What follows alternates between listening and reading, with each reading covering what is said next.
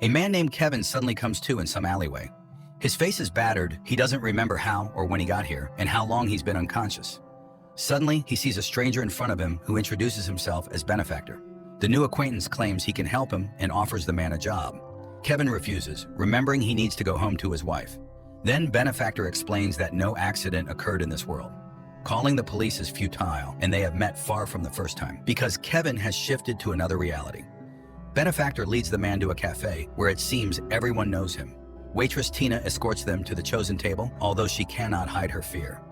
After a tense conversation at the table, Kevin realizes that Benefactor is actually Satan. The devil mocks Kevin's faith in God, proposing to discuss his marriage when Tina brings the ordered dish. Benefactor orders her to sit next to them, forces her to eat a piece of food, though she is trembling, and continues the conversation about Kevin's wife, Molly, with whom he had argued in the morning over paying bills. The man doesn't remember this, so Benefactor clarifies that an incident looks different from different sides. Because for every choice made by a person, there are countless realities where the choice was different. A choice generates endless possibilities, and therefore realities. And everything a person can imagine in their mind exists somewhere and sometime. Therefore, there is a force that can transfer people between realities, swap people with doppelgangers from another planet Earth, shuffle them. That's precisely what Benefactor does. He has already replaced Kevin's wife, Molly, multiple times. The first time was when Kevin gave her a silly pendant, which Molly's copy threw away. Kevin doesn't believe this nonsense and demands proof. Then Benefactor offers to shift someone. For instance, Tina. Benefactor adjusts some device on his wrist while Tina starts to cry, apparently genuinely frightened. Looking back, Kevin sees her weeping parents and regrets subjecting them to such an ordeal. And when he screams for Benefactor to stop, the girl disappears. The devil explains that she ended up in a world where her parents never met, and thus she was never created. So now the poor girl is in a psychiatric clinic. Kevin doesn't understand why Satan needs him, and he admits he's ready to offer the man anything he wants, provided he becomes one of his shifters, people who have sold their souls and transfer others to alternative universes. Other Kevins made their choice, so only he remains. In desperation, Kevin begins to pray silently for God's help. Benefactor furiously screams, claiming he is undoubtedly better than God, and he will never leave Kevin alone. And the more furiously Benefactor curses, the more fervently Kevin prays until suddenly Satan disappears, leaving Kevin in this reality. Horrified at what he has just done, Kevin apologizes to Tina's family and leaves. But stepping outside, he finds the world has changed. Police and strange masks are everywhere, and there are bans on virtually everything. 5 years later, Kevin is still in this reality, where most of the planet is destroyed by a constant war, after which the shifters came. At first, they operated secretly, moving between alternative universes and expelling everyone who was inconvenient to the totalitarian regime. Billions of people disappeared, but then came Benefactor, who took away people's hope and faith. This is where he wanted to recruit helpers until Kevin arrived. It was after that illegal prayer that he was declared wanted as Kevin, who refused to work for the devil. After that, Benefactor tried 7 times to make him accept the offered terms, but Kevin consistently refused, enduring physical torments for it. Kevin bandages his numerous abrasions, listening to the Vika Theater advertisement, where anyone can see their doppelganger from another reality, and pondering rumors that the shifters have left this world. No one knows who the shifters are, as they freely walk between worlds and can take any appearance. Kevin's great desire was to obtain their devices for moving between universes, which they wore on their wrists, because then he would have the opportunity to return to his own world. Meanwhile, he goes to work, where he has only one friend, Gabriel. After work, the man goes to the city gray slums, where the majority of the population lives. People here have nothing, not even hope. Kevin tries to do what he can and help whomever he can. The Holy Scripture is banned, but Kevin memorizes as much of the Bible as possible and distributes it through his friend Gabriel. And he constantly remembers his wife and the birth of his son. But all happy dreams about them end in a nightmare. One day, Gabriel wonders if it was worth expelling Benefactor like that, if Kevin never received any divine assistance. Maybe there was never a God. Kevin reminds him of the scripture pages, but he doesn't believe in the possibility of a coming. After such a conversation, Kevin goes to the Vika Theater, whose owner he knows. Russo has been unsuccessfully searching for his lost cat for a long time and is not very happy about the man's arrival, but still allows him to participate in the session. People used to simply want to see themselves happy and came here to forget the bad. But now everyone orders a reality for viewing where they are humiliated and beaten even more than in real life on this planet. Russo doesn't control the visions, he just turns on the equipment. This time he hands Kevin the remote, warning him that his visions are limited by the number of his doppelgangers. and the man starts the session hoping to see his Molly. He sees himself as a gangster, then a lover, a prisoner, an alcoholic, and suddenly Molly appears on the screen.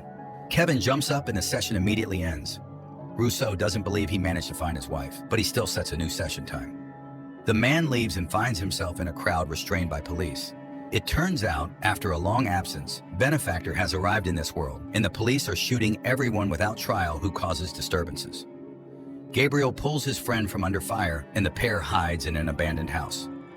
In the evening, Kevin goes to the store and suddenly remembers how their son disappeared when they went shopping and got distracted talking to friends. The child wandered off and vanished without a trace. Their family couldn't withstand this blow. They started to argue, and Molly became addicted to alcohol. That's when he gave her the medallion with the resurrection symbol, but Molly threw it away. The man runs away and meets his neighbor, who invites him over, introducing him to his wife and 2 daughters. But when Kevin is about to leave, the neighbors suddenly detain him because they recognize Kevin, who refused to sell his soul to the devil. And when he denies it, the girls sing a church hymn for him, bringing Kevin to tears. The neighbors want to know anything about God, and the man recounts to them the parable of Job. Suddenly an alarm sounds, and turning on the TV, people learn about Benefactor's arrival for another recruitment of Kevin. Citizens selected for this mission must arrive at a specified place under threat of death. In the morning, Kevin goes to Rousseau's Vika Theater again.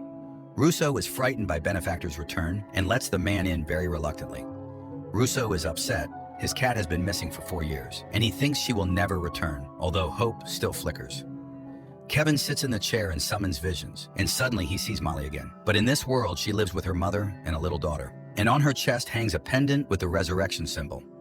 Kevin realizes that this is his real Molly, but Rousseau doesn't know how to find her, especially since Kevin doesn't have a device for moving between universes. Then the man goes to Gabriel and acquires illegal firearms from him, intending to force Benefactor to return him to his former life in the old reality. The next day he sees Benefactor recruiting another newbie in a cafe, but the street is cordoned off and it's impossible to get closer. Waiting until the police are distracted by a fight, Kevin runs into the cafe, but upon bursting inside, he finds himself in his room. He doesn't understand what happened and goes outside, but immediately armed police confront him and the guy returns to his room. He tries a few more times to get to the cafe, but they open fire on him. In despair, Kevin throws away the gun and turns to God, but instead, Benefactor and Gabriel, who denies knowing Kevin, appear in the room. Satan mocks the foolish man who entrusts his writings to some coward.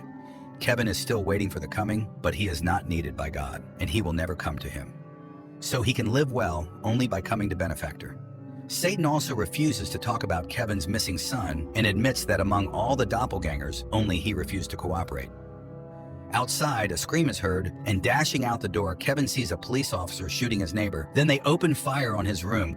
Kevin falls, dropping Gabriel, but the friend is already dead. And then Kevin sees on his hand the device for moving between universes and realizes that he has been one of Benefactor's minions all this time. He removes the device and instantly shifts to another reality, but around him is a desert. Kevin activates the device again and falls into a lake, emerging from which he again realizes that this is not his world. And again, he activates the device. In one of the realities, he ends up in a psychiatric clinic where several shifters with Gabriel's face greet him. He tries to run away from them, but they open fire. Kevin hides, and in one of the rooms, he suddenly sees Tina, who recognizes the man and asks to be returned home to her family. He activates the device for moving again and finds himself in the home of his doppelganger, who accepted Benefactor's offer. Recognizing Kevin, who refused to sell his soul, the doppelganger points a gun at him and tries to take the device. But Kevin manages to shift back to his bullet-riddled apartment. Kevin sees his neighbor being taken away by an ambulance as passersby recognize him. The man has to run to Rousseau's Vika Theater. He sits in the chair, finds Molly, and enters the coordinates of her reality into his device. And immediately he finds himself in a large store where his wife is walking with friends. He cries from happiness at seeing her, but the woman reminds him that the collapse of their marriage was initiated by him. She has found someone else and is happy. Then he sees his pendant and admits that he believes in the possibility of restoring their past relationship. Suddenly, Benefactor returns Kevin to the totalitarian universe in Rousseau's Vika Theater, and right there next to him is Tina. Satan shows Kevin Molly crying after their meeting and reminds him that he can still bring her back. But in the corner, a broken Tina is weeping, and only Kevin can decide whom and where to return. Benefactor delivers a speech about God, who always lies, promising but fulfilling nothing and allowing such terrible things to be done to people. And suddenly Rousseau hears the meowing of his cat. She has indeed returned. Kevin laughs at this and remembers all the good that exists in this world, and he decides to give Tina back her life, foregoing personal happiness. Tina's parents embrace their newly found daughter, and Benefactor grabs a gun and points it at Kevin, but as soon as Kevin forgoes personal temptations, that is, frees himself from the shackles of Satan who eternally tempts people, he is instantly transferred to a reality where Molly is a nurse and a single mother whom he had seen before. He strikes up a conversation, repeating their first meeting, and they fall in love and marry again. He accepts her daughter as his own and later plays with their newborn son. In the epilogue, Kevin says that although this is not his universe, it is now his home, where he has received twice as much as he lost. Inexpensive, but well-written, directed and acted science fiction that turns out to be more of a mystical drama with a religious message. The film is full of allusions to the Bible and direct quotes from the Book of Job, and the conclusion is made in the spirit of this parable. But who said that hope is a bad thing?